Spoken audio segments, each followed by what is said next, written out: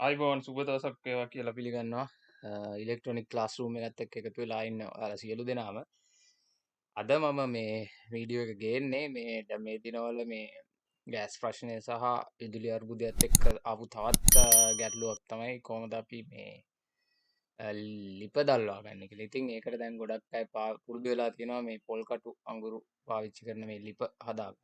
ඉතින් මේ ලිප් හදනකොට මෙතන පාවිච්චි වෙන දෙයක් තමයි මේ 12 වෝල්ට් ෆෑන් එකක් යූස් කරගෙන ඒක ෆෑන් එකේ ස්පීඩ් එක කන්ට්‍රෝල් කරගෙන මේකේ තැල්ල ප්‍රමාණය පාලනය කරගන්න පුළුවන්. ඉතින් ඒකට මේ දිනවල අධික ඉල්ලුමක් තියෙන නිසා ගොඩක් අය මේකට පාවිච්චි කරන්නේ මේ D313 කියන ට්‍රාන්සිස්ටර් එක. ඉතින් මේ ට්‍රාන්සිස්ටර් එක නැති වුණත් මේ වෙළඳ පොලේ මේ බොහෝ ප්‍රදේශවල මේ D313 ට්‍රාන්සිස්ටර් එක නැහැ කියලා මට ගොඩක් කට්ටිය කිව්වා ඒකට භාවිතා කළ හැකි තවත් පරිපත කීපයක් ලබා දෙන්න කියලා. ඉතින් මම මේ අද වීඩියෝ එක කරන්නේ ඒක සම්බන්ධව.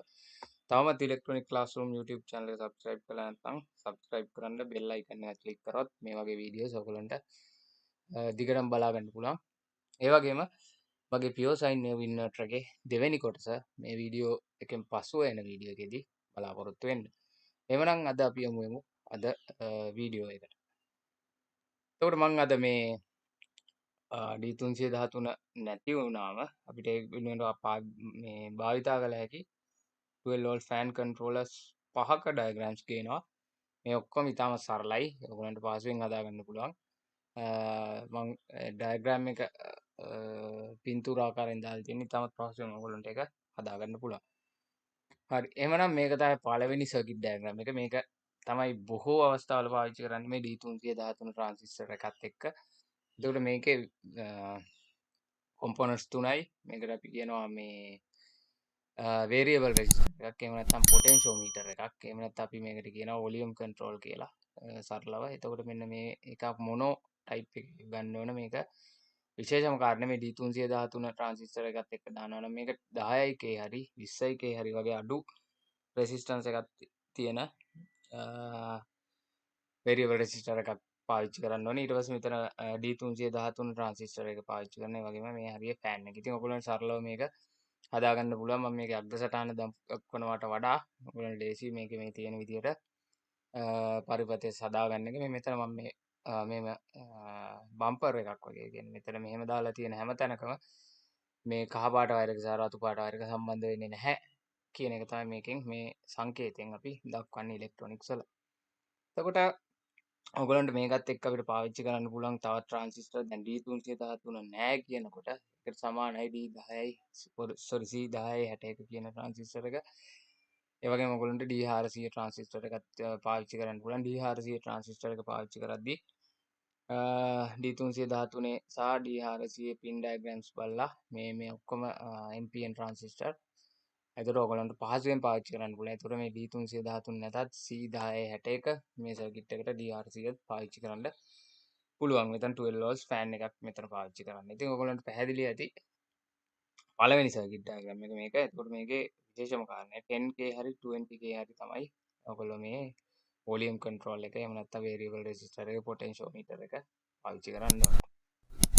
ඊළඟට අපි යමු දෙවෙනි සර්කිට් එකට. දෙවෙනි සර්කිට් එකත් එහෙමයි කොම්පොනන්ට්ස් තුනක් අරකට වඩා එක රෙසිස්ටර් එකක් වැඩි වෙලා තියෙනවා. එතකොට මේකෙදි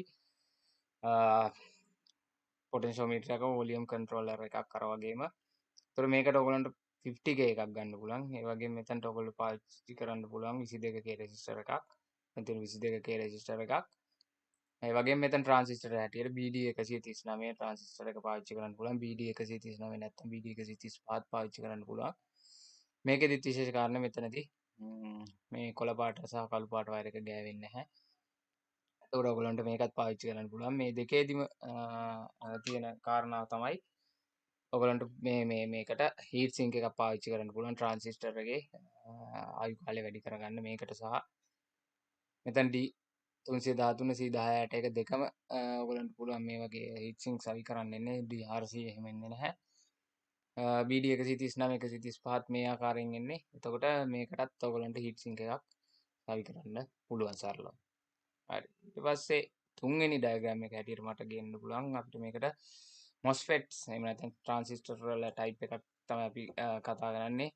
MOSFET metal oxide semiconductor field effect transistor. එතකොට MOSFET වලත් දැන් මේ දිනවල හිගතාවයක් තියෙනවා මේ IRF Z 44N බොහෝ ඉන්වර්ටර් හදන්න ගන්න. එතකොට මේකත් ඔයගලන්ට පාවිච්චි කරන්න පුළුවන්. එතකොට මේකේ CIK පොටෙන්ෂියෝමීටර් එකක් පාවිච්චි කරනවා. ඒ වගේම මේ දම් පාට, කොළ පාට, රතු පාට එක මේ කළු පාට වයර් එකේ ගෑවෙන්නේ නැහැ. ඒ වගේම ඔයගලන්ට MOSFET එක වෙනුවට IRF Z 44N IRF 32.5 IRF 540 ඒ වගේ ඕනම MOSFET එකක් මේ සර්කිට් එකත් එක්ක පාවිච්චි කරන්න පුළුවන්. කිසිම ගැටලුවක් නැතුව මේ විදිහට මේ තියෙන ඩයග්‍රෑම් එකේ ආකාරයෙන්ම සාදාගත්තොත්. ඒතර මේක තමයි අපේ තුන්වෙනි ෆෑන් කන්ට්‍රෝලර් එක. ඊළඟ එක තමයි හතරවෙනි ෆෑන් කන්ට්‍රෝලර් එක. මේක ඔයගලන්ට LM317 කියන වෝල්ටේජ් රෙගියුලේටර් IC එක පාවිච්චි කරලා හදාගන්න පුළුවන්. මේකෙදිත් විශේෂ කාරණයක් මේකට 1K රෙසිස්ටර් එකක් මෙතන පාවිච්චි කරනවා. මෙතනට ඔයගලන්ට 10 1 20 1 50 ඕන වේරියබල් රෙසිස්ටර් එකක් දාන්න පුළුවන්. එතකොට මේකෙදි මෙන්න මේ පැත්තේ අවසාන අග්‍රය මේක අපි භාවිතයට ගන්නේ නැහැ. මේක මැද එක. මේක එහා පැත්තේ අයින එක. ඒ කියන්නේ කාලු පාට එකත් එක කොළ පාට එක ගෑවෙන්නේ නැහැ. ඒ වගේම මේකේ මැද පින් එකත් එක්ක මේ 1K රෙසිස්ටර් එක ඇවිල්ලා මේ කොළ පාට එකත් එක්ක එකතු වෙනවා. මේක රතු පාට එකට සම්බන්ධ වෙන මේ දම් පාටකින්. ඒතර මේ පැත්තේ අයින පින් එක මේකත් එක්ක සම්බන්ධ වෙන්නේ නැහැ. මේ මම කිව්වා කලින් මෙන්න මෙහෙම තියෙන්නේ සම්බන්ධ නොවන තැන් කියලා. ඒතර මේකත් ඔයගලන්ට පාවිච්චි කරන්න පුළුවන්. තාමත් හොඳ ෆෑන් එක 12 volts ෆෑන් කන්ට්‍රෝලර් සර්කිට් එකක් හැටියට.